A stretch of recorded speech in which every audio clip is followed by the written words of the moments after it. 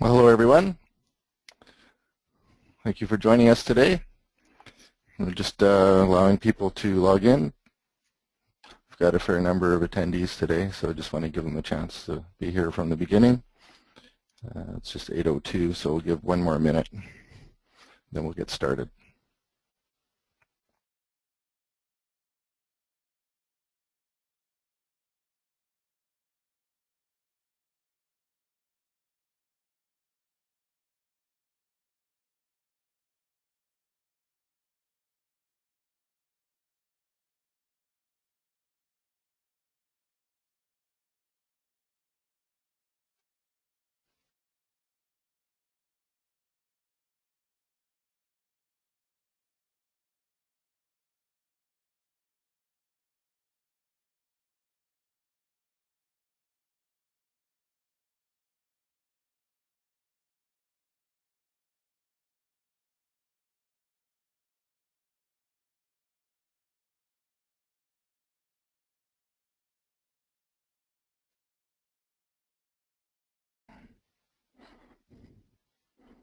Okay, I think that's long enough. Well, hello again, it's Norman Eldridge. I'm the product manager here at SSI. This is the beginnings or the continuation of a series of webinars that we've been presenting to introduce our users to our various products, raise awareness. So this will include an introductory slide set that I'll present, plus a number of demonstration of the product. Sorry, waking up, still got my coffee here. Once we get going, the audience that we're looking for here, and I think you already know, is really ShipConstructor users, designers, and their managers. So it's very much about the product, the functionality of the product, just to raise your awareness and the value proposition around it, to encourage you to be more interested in it if you're not already interested in it. So those are the key takeaways: awareness of products, its key benefits, and consideration for use in the future. We do encourage during this session that you can actually ask questions. If you look on the right of your go-to meeting webinar, you can see that there are a question panel and a chat panel. Use the questions if you want to ask a question in private. We want to offer that option for you, or if you want to just openly ask a question, you could use the chat. We will be monitoring it, the queue for those things while we go along. I do request that you stay on topic with what's currently on the screen. We will have an opportunity at the end of the session to go back and be able to ask broader questions if we miss yours. It's just to help us keep the flow of the webinar going for everybody's benefit. Furthermore, after the webinar, we encourage you to contact us if you like and ask questions. You can go to the Algae Marine Forum, and I'll have the URL for these locations at the end of the presentations today, and or Nexus if you're a subscriber to ShipConstructor currently. Something we're going to try today, a little bit different, is we're going to throw in a couple of polls as we're going along. So stay awake, pay attention. There'll be a reward for actually participating and paying attention, potentially for you. A winner will be selected from those who participate in the polls. I think we have about 4 questions, something like that. So it's not onerous. Winner will be notified by email in the days that follow. What do you win? Well, you get to learn more about our product, and you can attend. We'll also be giving you an individual opportunity to have a one-on-one session with a personalized expert on the topic, and that, say, 45 minutes or so. So having said that, I'd like to actually launch our first poll. Well, this is our first time, so bear with us.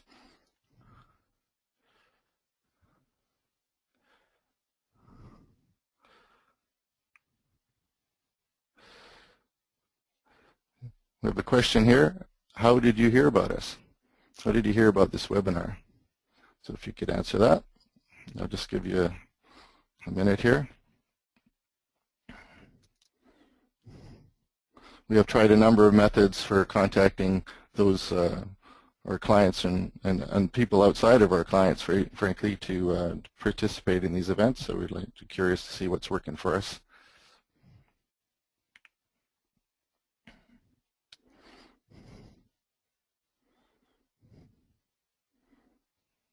Okay, looks like everybody has answered.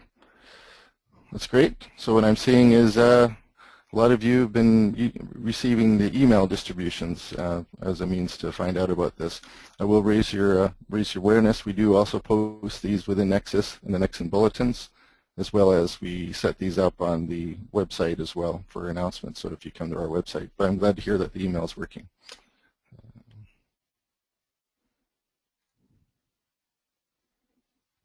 There you go. You can see your results.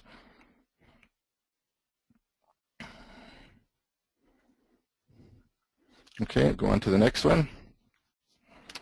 So today we'll have a demonstration. This is really the core aspect of this webinar.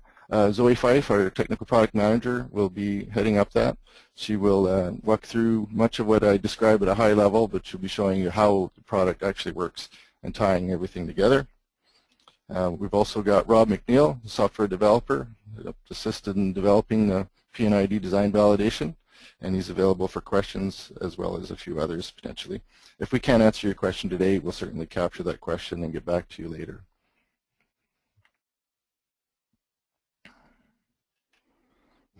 So let's get started. Just want to set the stage for the product before getting into the product, basically. So some of the major trends we observe in the shipbuilding industry are very much that basic design and detailed production design more and more are preferred to be done in the same tool set. This work is not necessarily performed by the same organization. It can be. The same organization does basic design and detailed, but increasingly we see a sharing of these responsibilities, contracting them out between organizations, this kind of thing.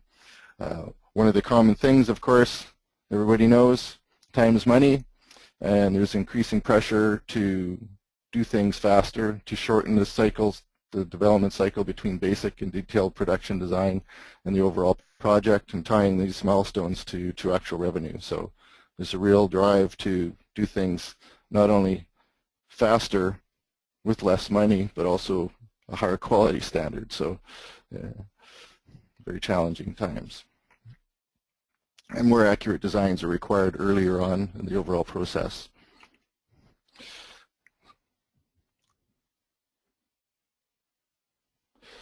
What is P&ID? P&ID stands for Process or Piping and Instrumentation Diagrams. A piping and instrumentation diagram or drawing is a diagram that shows the piping of the process flow together with the installed equipment and instrumentation. So it's really the connectivity of everything that's involved in the vessel. The piping, instrumentation, equipment, this kind of thing. Typically, the P&ID diagram is a 2D schematic generated with the standalone P&ID software, such as AutoCAD P&ID, of course. But there are a number of applications. There's AutoCAD Plant 3D and a host of variety of third-party products as well to generate this information. So this brings me to our next poll.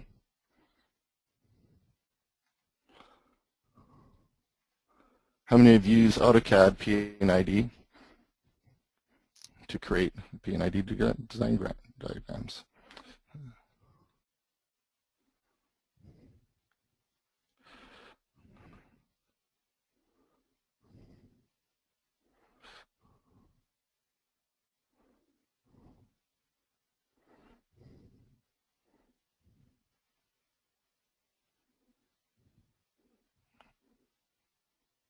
Okay, just give one more second.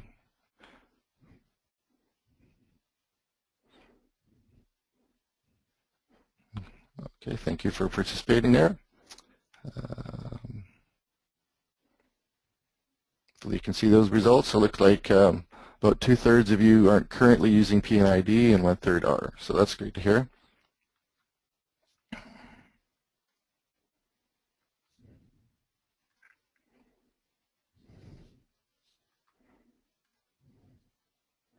Just sharing the results. Sorry, I'm a little delayed there. So I don't actually see the results that the poll, so I'm actually in the dark here. So we'll go on to the next part. So what is included in P&ID? I'm just ramping up to the actual ShipConstructor. Instrumentation, kind of things that are included in P&ID, the instrumentation designations, mechanical equipment with names. I'm not going to read through this whole list, but this is the type of stuff that's included. The most important aspect to recall and understand is that to achieve a complete and comprehensive design, it is critical to demonstrate the physical sequence of equipment and systems, as well as how these systems connect. So, of course, how these things connect has got to be properly designed during the modeling process, or things are found later on. So this brings us to our third poll. Bear with me, we've only got one other one besides this one.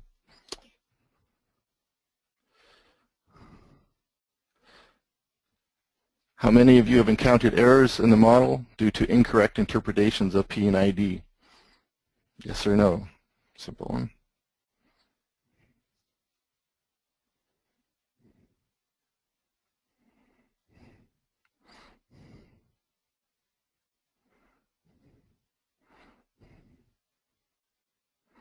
We'll just give another 10 seconds here for people to participate.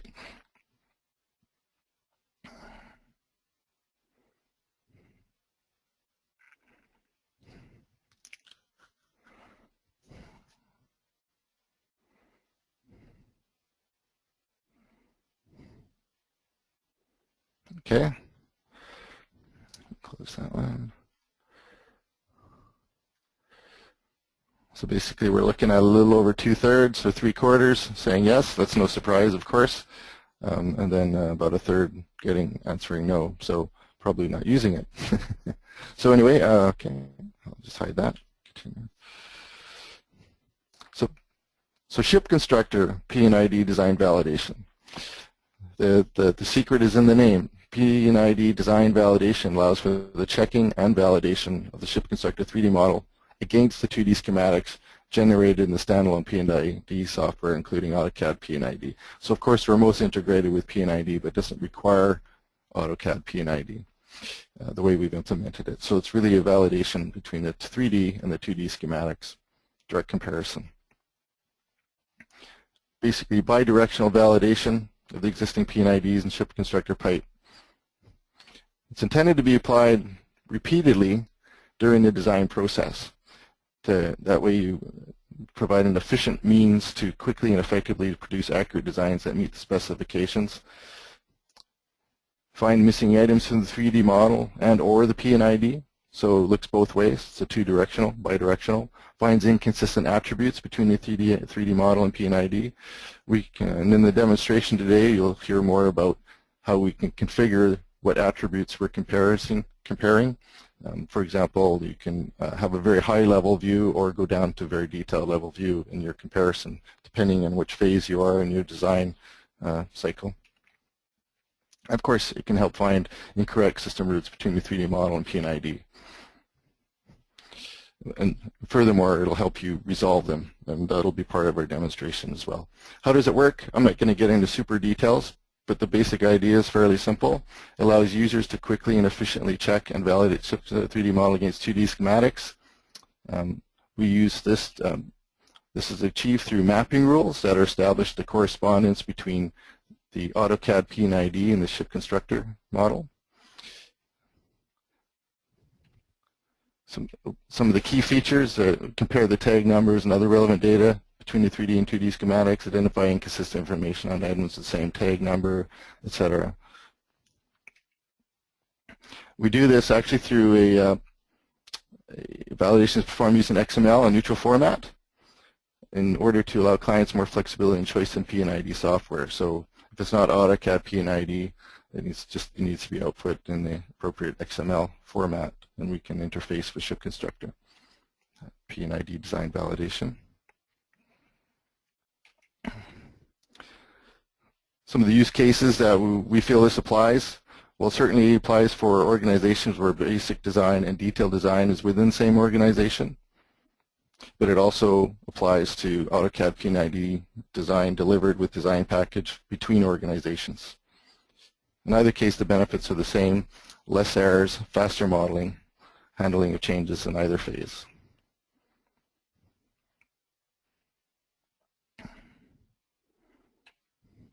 So basically, ShipConstructor P&ID's design validation benefits are to create correct designs with less effort. Projects can start more easily and finish sooner, so we're looking at that shorter design cycle. ensures that the schematics and model are consistent, so obviously core behavior, results in fewer errors making their way to downstream processes. And as you know, you catch errors early on, it costs you a lot less time and money and effort than when it's found downstream. So our next poll, our last poll here, for a moment.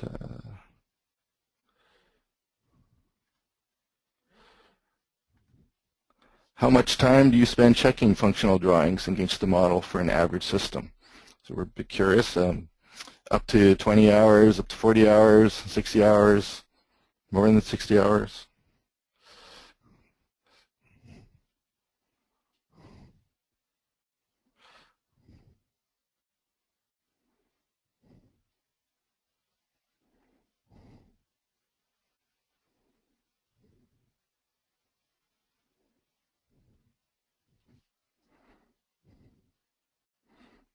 Just give a few more seconds. So got votes coming in.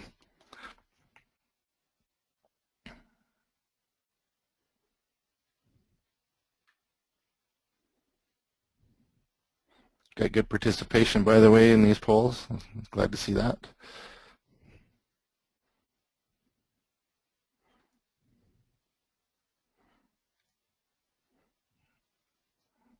So it looks like the majority of people who responded in the 20 up to 40 hours range.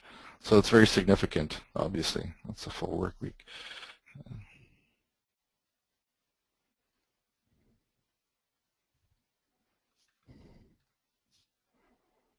So now I'd like to hand over the session to Zoe Fife. Zoe, again, is our Technical Product Manager here at SSI, and she will demonstrate how to use the product as well as how it helps you find discrepancies, detail them, and resolve them as well. So Zoe, I'll hand it over to you.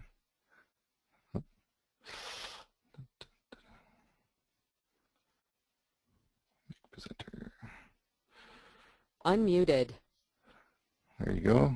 Perfect. Thank you very much, Norman. Hello, everyone. My name is Zoe Fife, and I'm a Technical Product Manager here at SSI. And we are going to look at the P&ID Design Validation product that we've got. What I have here already is I've already signed into a P&ID project, so I already have a pre-existing project, and I also have a ShipConstructor project already open. And what I'm going to be using are these tools or buttons that are up here in this corner. We've got the Compare Wizard, which is what we're going to be doing. It helps us to step through. Hey, Zoe, I'm not seeing your actual screen right now. Oh, you're not? Oh, you didn't actually change screens for me then. Okay, sorry.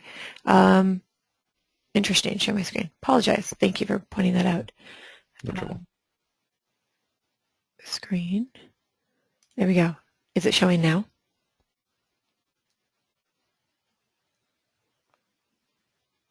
Can you see my screen now? Okay, perfect. Thank you very much.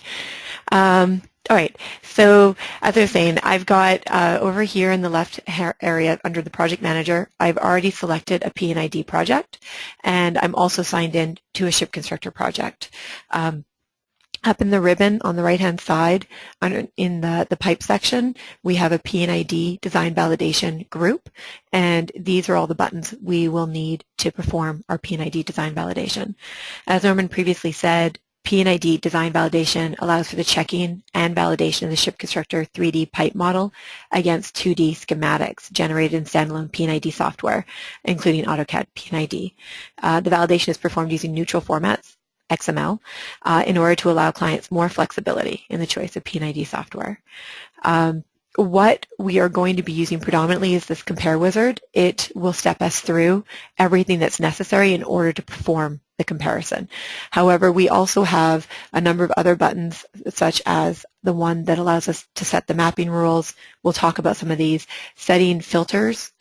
This sets which branches of which of the projects we're actually going to be comparing, so you don't compare the entire P&ID project from one to the entire ShipConstructor project of the other. And then over here, this allows us to export the information into XML. So if one was working on the P&ID project and had completed it and wanted to then export that as an XML to then pass to someone else who's going to be working with the ShipConstructor project, they could do that at an earlier stage in the development and then store that XML file and to be then imported later on when using the wizard. So let's open up that wizard.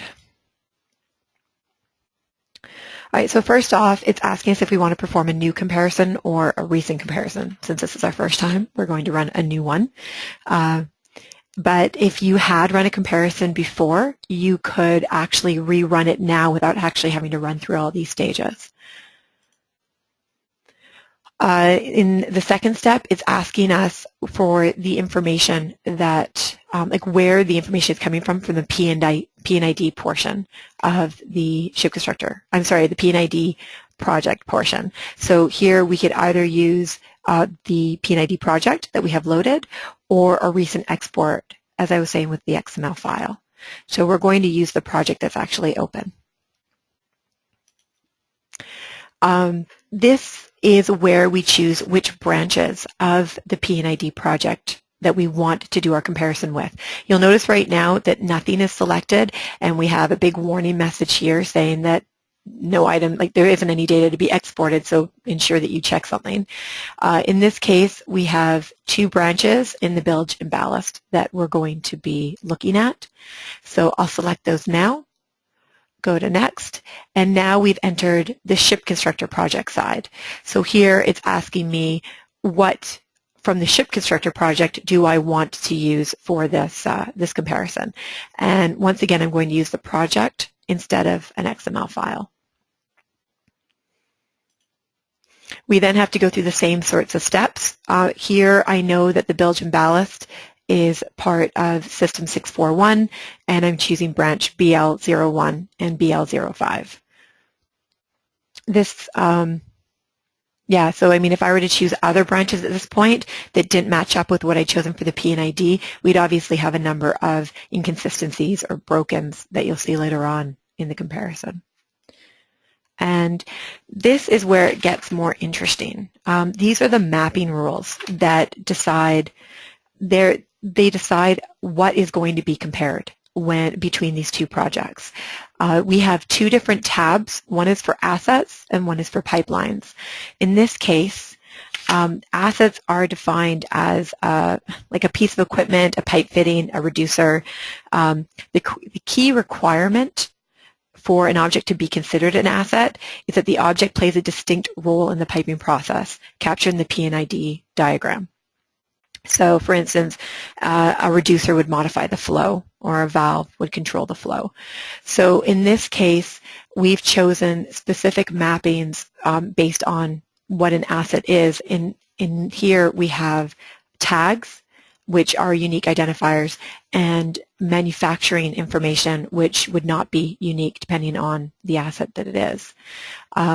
You'll also notice that we have a column on the first column that says identifier, and there's a check mark for tag, but not for manufacturer.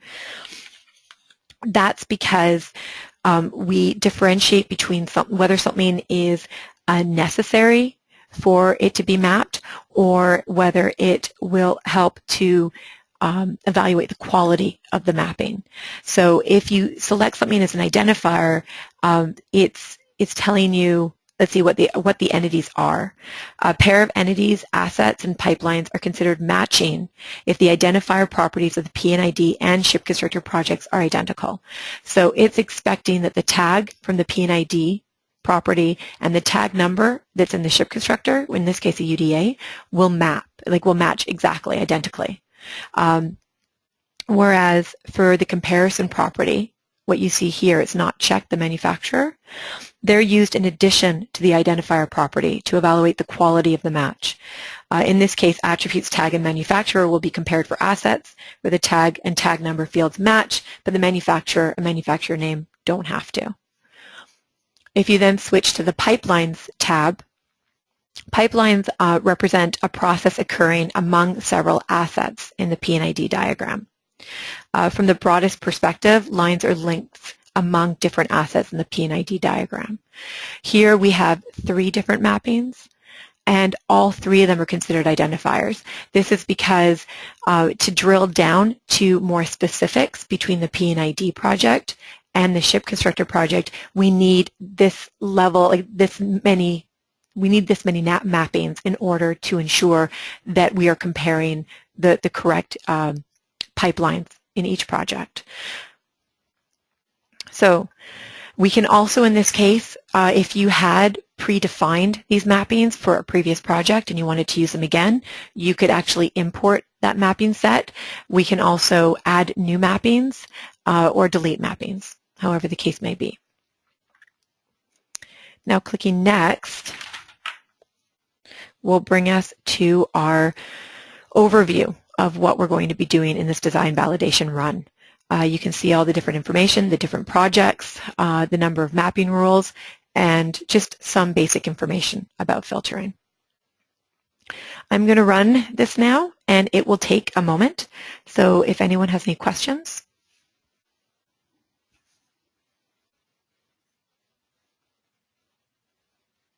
No questions? Nope, nope.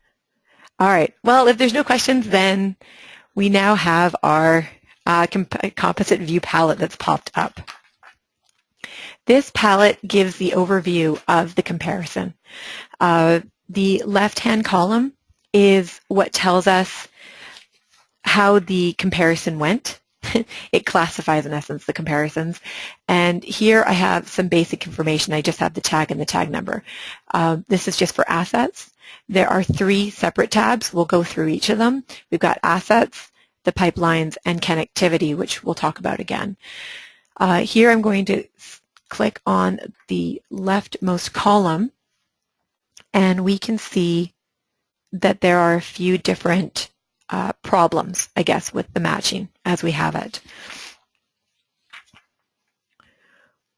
There's 4 different states that an asset can be in inside this comparison. You can either be matched, which is fantastic because it means we don't have to do any work.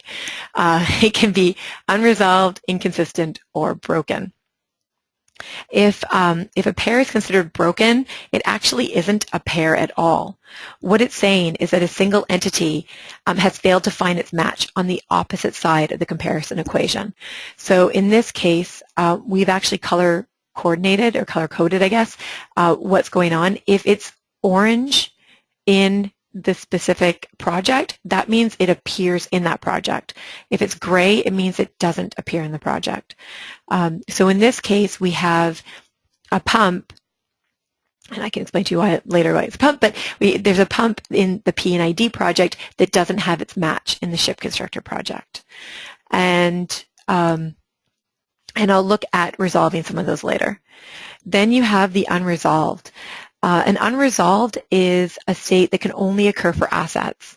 The reason is that assets are expected to be singular and unique identities or entities. When identifier properties that are assigned to different assets on the same side of the comparison equation are given identical values, the unique condition is violated.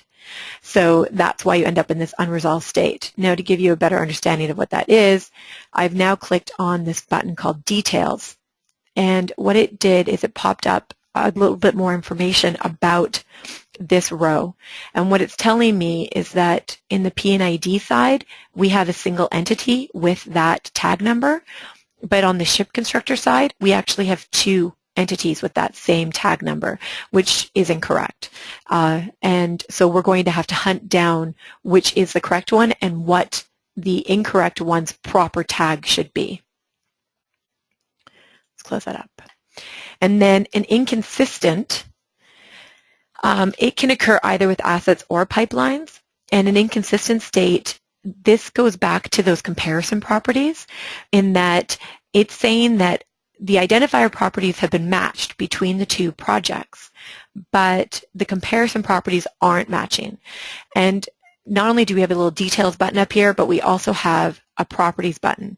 If I open this up, let's expand this a little bit, it tells us up here the P&ID, information about the P&ID entity, and down here information about the ShipConstructor entity. if you scroll down a bit, then you'll see some nice check marks and some unhappy X's. The check marks in this case are the identifier properties, and they're telling you that the tag and the tag number are correct. However, it's also saying to you that the manufacturer, as set in the P&ID project, is not the same as the manufacturer name that we have in the ShipConstructor project, and that's why this is considered an inconsistent. You could also, especially if you have many comparison properties, Norman mentioned earlier that you could drill down and get into lots of details about each entity. If you had, say, 4 or 5 comparison properties and you wanted to know which one was wrong, you could go to this secondary tab that only shows you which inconsistencies we have for that specific set of entity matching. All right, and now that I've introduced you to this composite window, let's start fixing stuff, because it's easy and fun. I like it, at least. It makes me feel satisfied. So let us first look at these unresolved. Once again, we'll go to the details window, and what we can do is right-click on each of the entities and ask them to open up the drawings, because we're connected to the project in this case.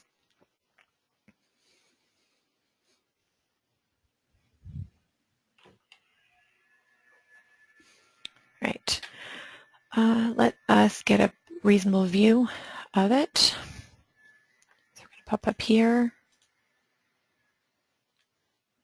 Then I want to zoom in on what I know to be the pumps.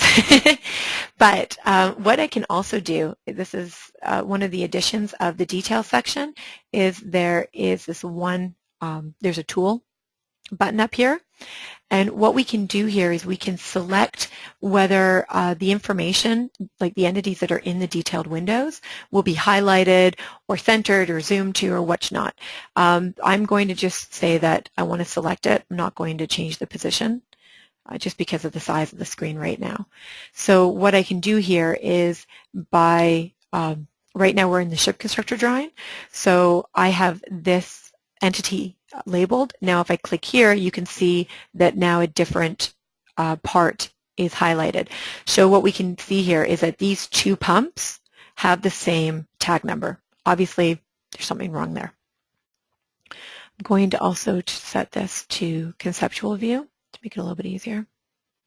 All right. Now let us go to the P&ID one. And we're going to zoom in again. All right. With this, the pump in the P&ID, it's right here. And so we can highlight it. You can see it's got the right tag number. We can also see that directly in line with it is this valve right here. So it has check valve 641.A010. If we go back to the ShipConstructor drawing, we can see that there's these 2 valves. And what I'm going to do now is open its properties.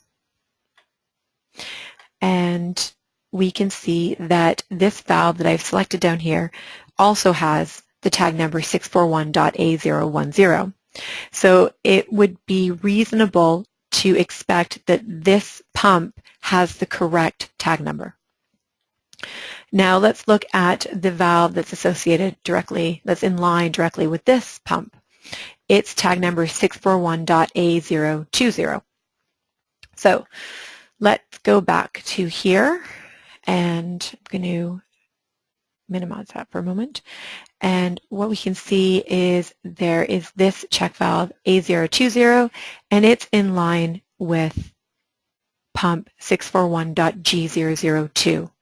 So we can take that information about that tag, and it would be logical to expect that this pump that currently has 641.G001 as its tag is incorrect and should be modified.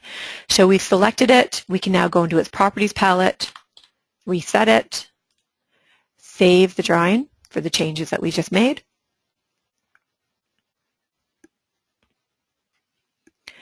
and then we'll be able to rerun the comparison. Before we do that, though, I want to show you a useful tool that if you are trying to do a number of corrections at the same time, perhaps you don't want to run the comparison after every single small correction.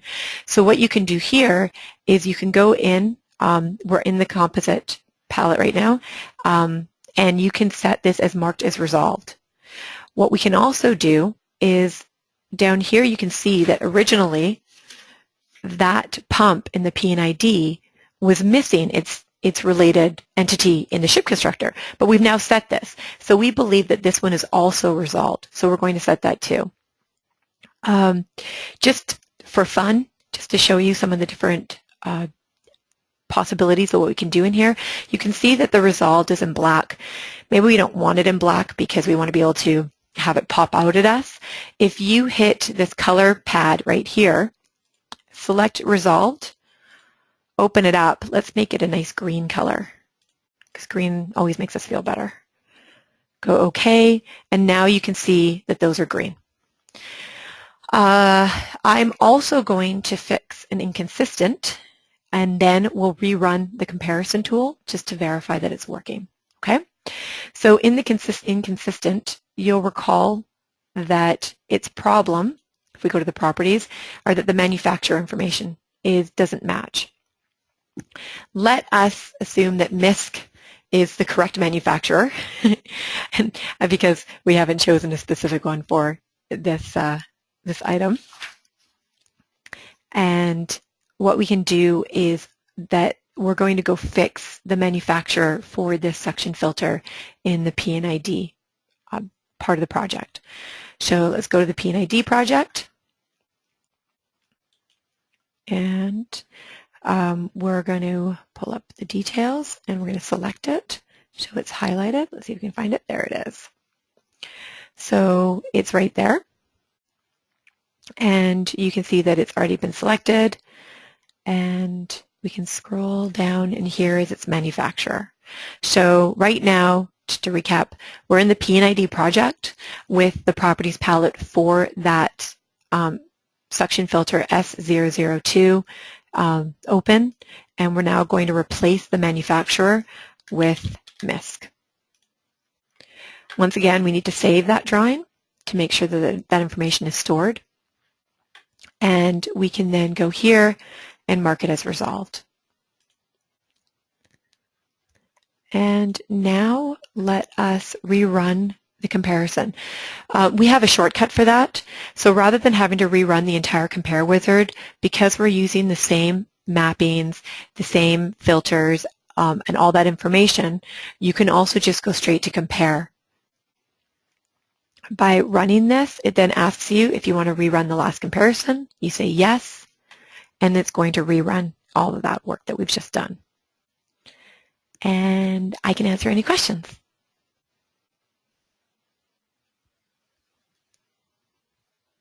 No questions? All right. Questions in the queue. Doing a great job. Okay, so now that we've rerun the comparison, and we can see now that these are matched and these are matched just like we'd hoped.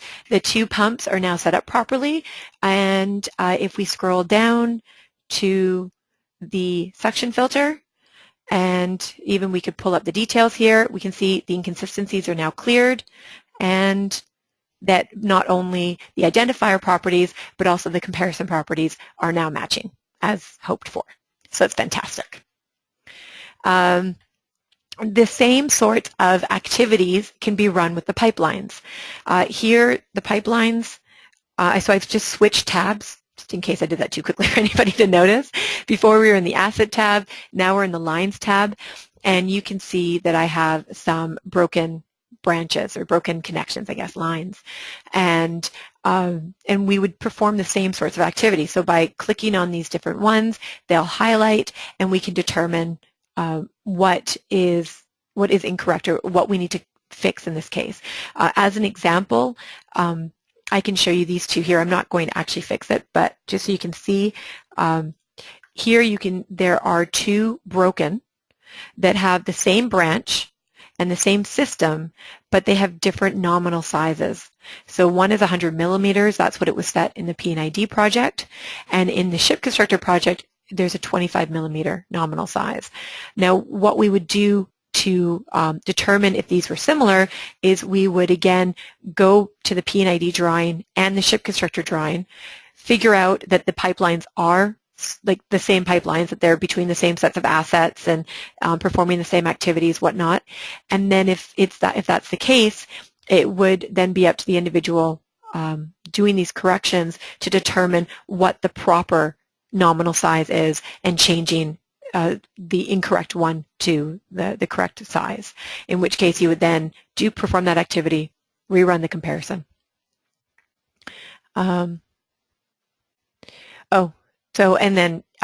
So that's that part of it. Now let's go to connectivity. This is another section in the comparison or the composite palette. This is talking about the actual connections from one asset to another asset. So if we were to open up, for instance, this one, and this is in the ShipConstructor project. So I'm going to close the properties for a moment so we have more of a screen. Let's go to the ShipConstructor drawing. And for this case, I'm actually going to set this back to 2D wireframe because it'll help to demonstrate what's going on here. So we have, we've got this different set. And you'll notice that when I select this asset, 641.A003, it's highlighted in the drawing. And this asset is also highlighted in the drawing. These have check marks beside them, indicating that they have proper matchings between the P&ID and the ShipConstructor. So it's something to do with the branch line that is the problem. And if we zoom in here, we can see that they're actually, there's a misconnection. Like it's broken in some case. So what we're going to do is on the pipe ribbon, we're going to use our connect command. We're going to zoom in here, select the end to connect, the part to move. It's now connected. We will save the drawing. And then using that compare command that we had again before, we're going to rerun the comparison with the same information.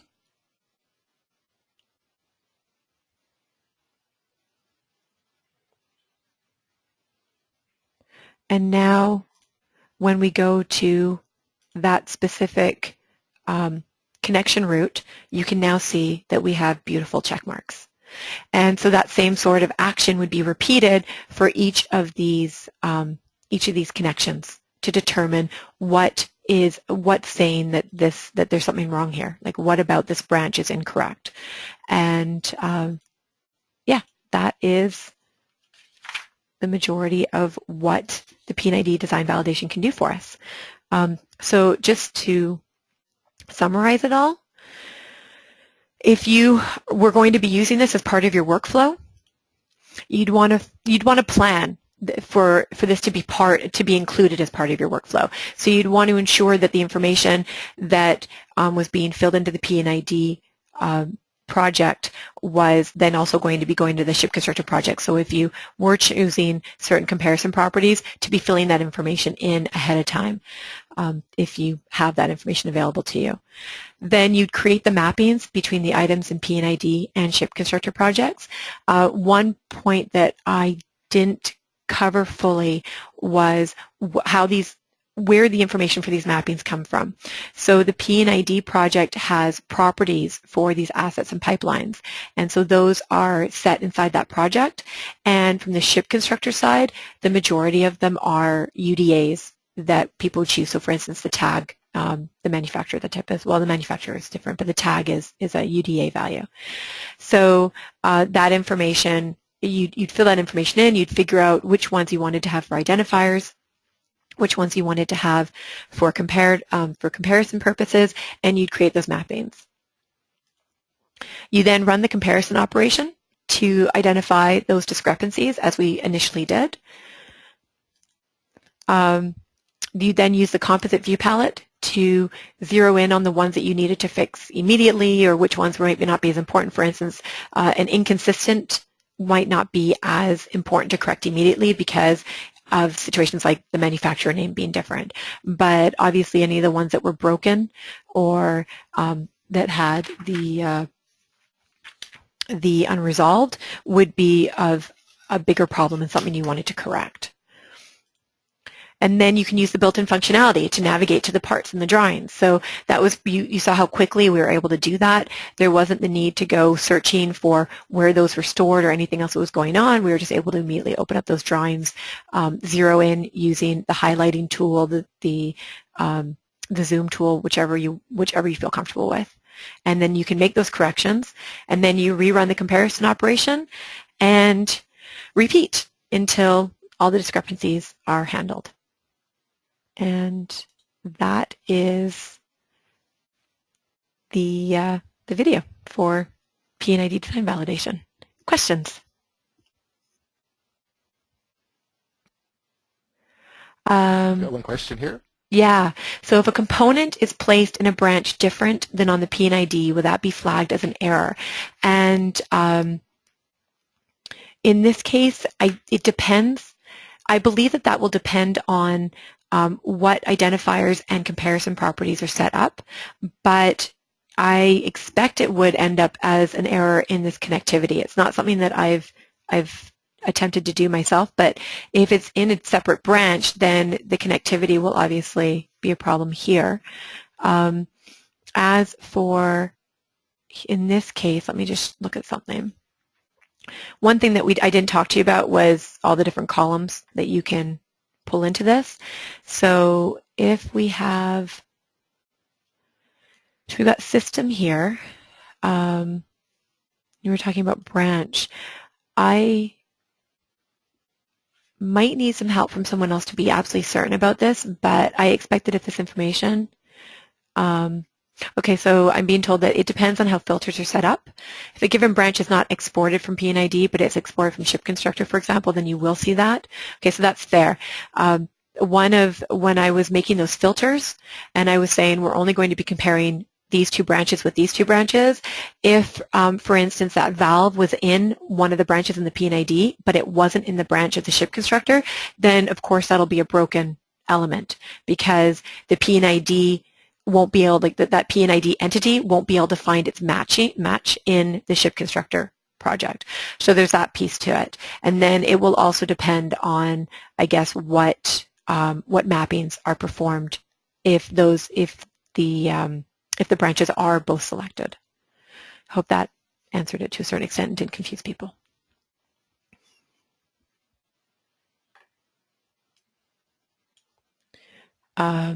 We also had a question earlier on, if we make the correction but didn't mark it resolved, will it be any different?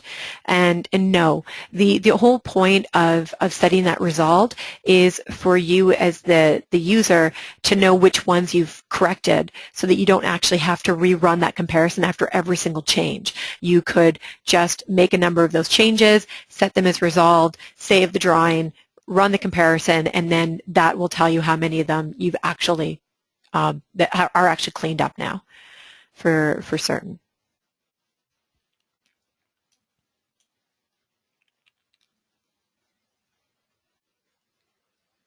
So then it says P&ID design validation works only with AutoCAD, or is it compatible with other CAD softwares? That's an excellent question. Someone correct me. I'm probably going to make this mistake. Okay, so it's intended for use with AutoCAD P&ID, and it's only been tested in-house with AutoCAD. So I believe, and again, correct me if I'm wrong, that you could do the comparison not in AutoCAD P&ID, because if you have the XML file. So if you were in ShipConstructor with AutoCAD, like just with the basic AutoCAD in there, that you could still run the comparison, you'd just be using the XML file for the P&ID project. It just means that perhaps, but then you wouldn't be able to open up the drawings to determine like to actually make the fixes. You'd only be able to see what was incorrect. I definitely have a more full experience of the interconnectivity with AutoCAD P&ID and ShipConstructor, but it is compatible with third-party software that output the XML and input it, yes. However, as an important point to be made, if someone, in order to create, like in order to produce the XML file for that P&ID project, you need to be in AutoCAD P&ID, because that individual who was creating the P&ID project or those drawings, they would have to be like that functional design. So when you're first producing that functional design in P&ID, you would have to have ShipConstructor with the P&ID DesignValidation and AutoCAD P&ID to produce that XML. But then once you have that XML stored, then you could use it with ShipConstructor at a later date.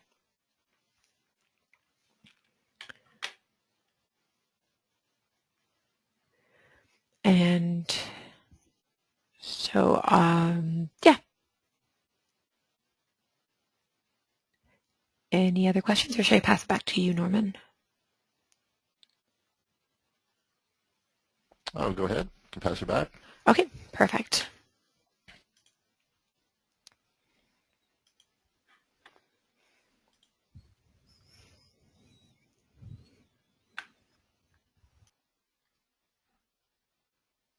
So I just have a couple of finishing slides here. Okay. So running the tool frequently, as I think you can see, to identify and resolve discrepancies helps to create correct designs with less effort, hopefully. You can see how that would apply. Iterative application of this could catch problems early on. Automated confirmation of corresponds with 3D model initial design execution, of course, and helps you resolve all those things, the inconsistent, missing entities, etc.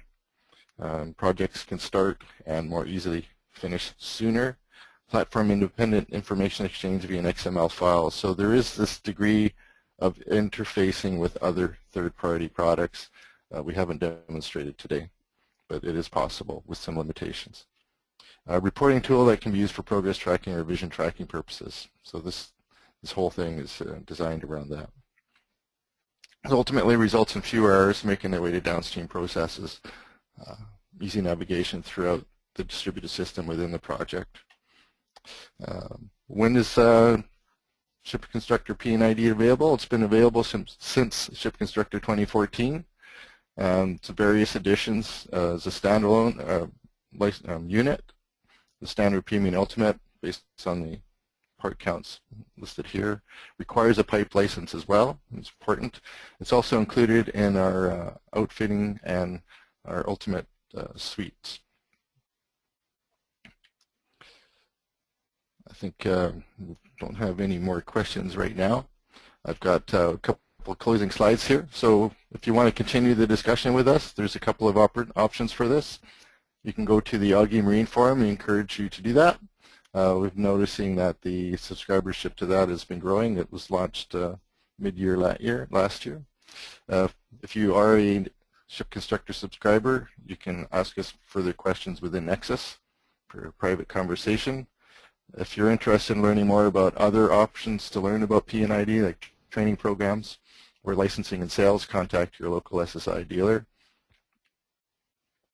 And I was glad to see that a lot of you heard about this through the email distribution, but you may not be aware, but we do have a number of active social network fronts as well that would also provide you a means to be notified for events such as this and others. So I encourage you to sign up to the LinkedIn, or if you use Twitter, Google, and also particularly our blogs from our CTO and CEO. They provide information about general market stuff, but also forward-thinking ideas about the trends we see in the industry. And right now, we don't have the next one scheduled. We've got a couple of releases coming up, so I suspect our next webinar will actually be a product release webinar, which will cover a number of areas. We've done a lot of work in a few areas, so we'll be highlighting that. That'll probably be in May timeframe. Stay tuned. We'll notify you with various tools at our disposal.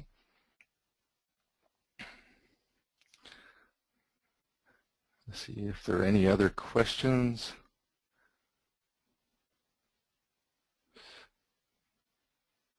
Thank you, everyone. I'd like to call it a day and appreciate your time and participation. And somebody will be a proud winner of a session with a P&ID design validation expert here. And we'll notify you that. They'll probably figure that out in the next week or so. Thank you very much, everyone, and have a good day.